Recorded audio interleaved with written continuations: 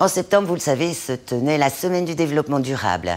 Alors, à cette occasion, nous nous sommes intéressés au développement de la mobilité douce sur notre île et notamment la mobilité douce en entreprise.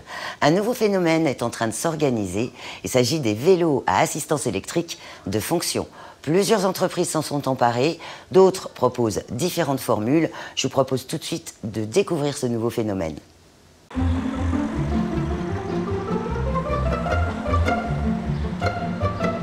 Ce salarié se rend à son travail à vélo, pas n'importe lequel, car il s'agit d'un vélo à assistance électrique de fonction. À la recherche de solutions pour faciliter la mobilité de ses employés, Erwan Le Goff a opté pour ce mode de transport. Dans une démarche d'amélioration de la qualité de vie de travail de nos salariés, on s'est placé depuis un an et demi avec certains d'entre eux qui n'ont pas de permis ou qui n'ont pas de voiture, de comment faire pour qu'ils puissent venir travailler chez nous. Le souci, c'était pour ces personnes-là, alors s'ils habitent dans un rayon de 5-10 km, c'est de venir travailler en journée, c'est pas un souci, ils prennent le bus. Mais passer 20-22 heures, ou en particulier le dimanche, rentrer à 22h30 à Saint-Gilles-les-Hauts, c'est très compliqué. Donc pour 3 de nos salariés, effectivement, on a décidé de louer 3 vélos électriques. Et on a demandé effectivement une participation de nos salariés. Donc en gros, 25% de la prise en charge est faite par le salarié et le reste par nous. Donc ça revient à peu près à 100-120 € au total. Et il y a une part de 35 € pour le salarié par mois. Donc ils s'y retrouvent parce qu'on a discuté aussi avec eux. 44 € de bus par mois contre 35 € effectivement pour être autonome le week-end, le soir, la journée, etc. Pour certains, il n'y avait pas photo. C'était une super idée pour eux et pour nous aussi. Une solution économique et écologique apportée par l'entreprise Circule. Vous avez un retour à faire ? Eh bien écoutez, oui, parfait. Rien à signaler, juste un petit éclairage à rajouter sur un des vélos. Thomas Willemse est le chef de produit de cette société spécialisée dans la mobilité douce pour les entreprises, un service mis en place depuis 8 mois. Du coup, c'est sur celui-là, vous m'aviez dit ? Tout à fait. D'accord. Quand on a créé la société, c'était assez avant-gardiste, c'était assez innovant, il n'y en avait pas ce genre de service proposé à La Réunion. Et on a senti un vrai engouement des entreprises parce qu'on arrivait très facilement à avoir des rendez-vous chez eux et ils portaient vraiment un intérêt à ce service-là. Les premiers mois ont été assez lents en termes de nombre de vélos, de livraison. En toute transparence, ça a été assez lent. Mais depuis cet été, là, on sent vraiment une accélération. Le vélo électrique est parfaitement adapté à La Réunion. On peut faire aussi des plans de mobilité pour les entreprises. Donc c'est des études qui analyse les déplacements générés par l'activité de l'entreprise. Et suite à ces analyses-là, on étudie par exemple où habitent les salariés autour de leur lieu de travail. Et on se rend compte que au moins 50% des salariés en moyenne habitent dans un rayon de moins de 6 km. Donc dans ce rayon de moins de 6 km, tous les salariés sont captables en vélo. Ce n'est pas pour ça qu'ils seront captés, mais en tout cas ils sont captables.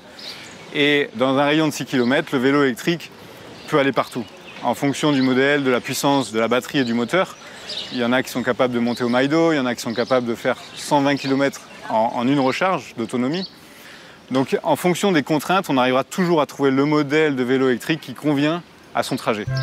Cette société propose donc des vélos électriques de fonction à la location, mais également des stations de vélos pour les entreprises, avec une application pour les utiliser et des bornes de recharge. Bonjour, c'est le coursier Vélocimo, je viens chercher le bouquet, la livraison de ce matin. Le voici. Voilà, une petite signature pour moi. Merci. Bonne journée, Merci, au revoir. Au revoir. Adopter le vélo électrique comme moyen de transport professionnel, c'est également le choix qu'a fait Nicolas Payette. Anciennement employé dans la restauration, il s'est reconverti dans la livraison à vélo avec une benne pouvant contenir jusqu'à 90 kg de marchandises. Depuis 2 mois, il arpente les rues de Saint-Pierre. La circulation est très importante dans Saint-Pierre et je me suis dit, apporter de la nouveauté dans le monde de la livraison, de la cyclo-logistique, eh bien, ce serait un plus pour Saint-Pierre. Des petits trajets en plein centre-ville coûtent relativement cher aux sociétés de transport et avec un vélo comme celui-là, on peut facilement, vite déplacer les choses. Oui, bonjour, c'est le coursier Vélocimo. Je suis là, en bas, vous pouvez descendre pour récupérer le colis. On peut tout transporter, que ce soit de la nourriture, des fleurs, des colis, du courrier, tout type de marchandises. On peut le transporter à vélo. Bonjour. Bonjour. Et voilà le bouquet. Merci beaucoup. Une petite signature. J'ai payé presque 6 800 € le vélo et le matériel qui s'ensuit. C'est bon pour moi. Bonne journée à vous. À bientôt. Ça a un coût, évidemment, bien sûr, mais il est bien moins cher qu'un véhicule utilitaire léger. Donc, c'est ce qui permet de réduire le financement, le coût du financement sur la durée et de rentabiliser parce que derrière, j'ai pas de frais de carburant, les frais d'entretien sont beaucoup plus réduits qu'un véhicule thermique. Salut Gérald. Et comment ça va? Bonjour, ça va? Bien, en forme, nickel. Bon, super ta machine, j'avais jamais vu encore. Merci beaucoup, ça fait plaisir. Pour faire aboutir son projet, Nicolas a pu compter sur le soutien de Vélo Taf Sud Réunion, un collectif de plusieurs centaines de membres, fondé il y a 2 ans. T'as un bon klaxon là-dessus? J'ai une petite sonnette classique, toute faut douce. mettre une poire. Hein? Ouais, c'est une petite sonnette classique, ça s'entend des fois, mais pas tout le temps. Gérald de Serin fait partie du collectif. Son combat, plus de sécurité et d'infrastructures pour les cyclistes. La demande, c'est toujours pareil, c'est un besoin de sécurité, de voies cyclables sécurisées, parce que le vélo, c'est pas uniquement mettre des gens sur les vélos. Si on veut attirer énormément de cyclistes, il faut aussi les mettre dans des conditions de sécurité suffisantes, c'est-à-dire créer des voies cyclables sécurisées. Qu'est-ce qui fait qu'une voie est cyclable ou qu'une voie est sécurisée pour les vélos? Tout dépend d'abord de la vitesse à laquelle les voitures roulent et tout dépend également du nombre de véhicules qui passent chaque jour sur cette route. Et en fonction de ces 2 paramètres, eh bien, les collectivités vont pouvoir choisir le type d'équipement cyclable qu'on doit réaliser sur cette voie.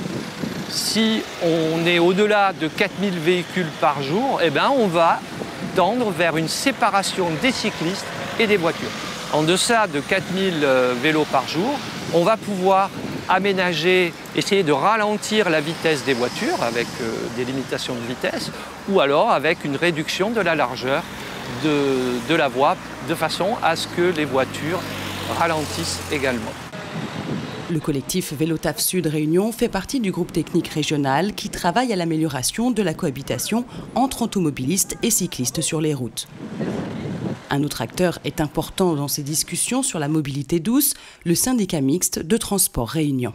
Je pense que la Réunion, non seulement elle est prête, mais elle se prépare depuis quelques années maintenant avec une prise de conscience des soucis d'embouteillage, notamment aux heures de pointe du matin et du soir. Tout le monde le vit, vous comme moi. Il y a des Réunionnais et des Réunionnaises qui ont fait le choix du mode de 2 roues. Aujourd'hui, les collectivités locales réunionnaises, notamment en tête la région Réunion et les 5 EPCI, les communautés d'agglomération, avec les 24 communes membres, font beaucoup d'efforts pour développer les pistes cyclables, les bandes cyclables, les voies vélo régionales, les infrastructures liées au vélo. Donc sur ces 2 créneaux d'heures de pointe du matin et du soir, il y a en effet un coût à jouer. Alors il y a un intérêt économique également, parce qu'on voit que ça peut créer des emplois. Il y a 3 réseaux urbains aujourd'hui, ceux de la Civis, de la Cinor et du TCO qui offrent des systèmes de location de vélos. Et donc tout ça, ça va générer de l'économie. Donc je pense qu'il y a une marge de progression. À côté de cela, il y a un écosystème qui va se créer.